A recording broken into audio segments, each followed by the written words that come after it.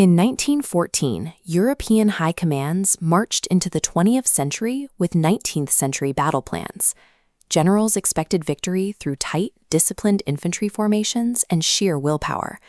Instead, those men walked into the path of industrialized rapid-fire weapons that turned the open fields of Europe into a graveyard. This failure to adapt reached a breaking point at the Siege of Przemysl on the Eastern Front. Przemysl was a fortress town in what is now southeastern Poland, holding a military garrison of 120,000 men. By late 1914, Russian forces had surrounded the town, leaving the soldiers trapped, starving, and cut off from the world. The man responsible for saving them was General Konrad von Hotzendorf. Konrad was a rigid traditionalist who managed the war from a map. He believed he could break the siege by ordering massive top-down offensives, ignoring the reality of the weapons his men were facing. Throughout the winter of 1914 and 1915, Konrad sent his troops into frontal assaults across the freezing Carpathian Mountains. Thousands died in the snow before they even saw the enemy. Those who survived the climb were decimated by Russian guns. The cost was a demographic catastrophe. Austro-Hungary suffered 800,000 casualties in the mountains, a loss that effectively destroyed the army's ability to function as an independent fighting force. Survival now required more than courage. It required a total overhaul of military logic. If empires did not find a way to navigate a landscape of machine guns and heavy artillery, they faced an inevitable collapse. By 1917, the British Expeditionary Force, or the BEF, began treating the battlefield as a laboratory for this new tactical reality. At the Battle of Arras, the goal was to use engineering and mathematics to find a way through the stalemate.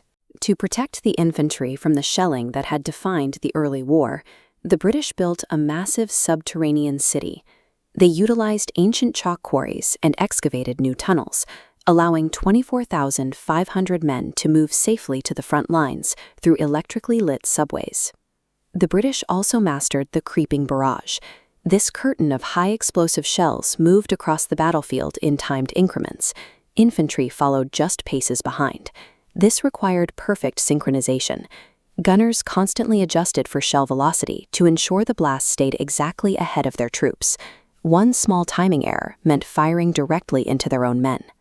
These engineering feats were impressive, but they solved only part of the problem. A protective wall of fire was useless if the men on the ground were still following an inflexible chain of command, unable to react to the chaos of the front. The chef pour a more modern army arrived with a new tactical framework, detailed in a manual called SS-143.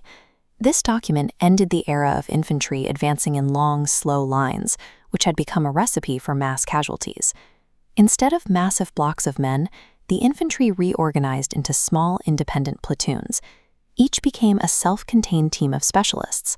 Riflemen in the front were supported by grenade throwers on the flanks, with a Lewis gun providing suppression from the rear. The Germans adapted as well, moving away from rigid frontline trenches to a defense in depth. This was a series of scattered outposts and hidden strongpoints, designed to absorb the momentum of an attack, drawing the enemy into a battle zone where they could be counterattacked from the rear. Even with these tactical advances, the Battle of Arras eventually stalled. The innovations had made the attacks more effective, but they hadn't yet ended the stalemate. The struggle revealed a difficult truth. Surviving modern war meant trusting the lowest-ranking soldiers to make split-second decisions. Victory required decentralizing power, giving the men in the mud the authority to act on their own initiative. In June 1918, the Austro-Hungarian army attempted one final massive offensive at the Second Battle of the Piave River.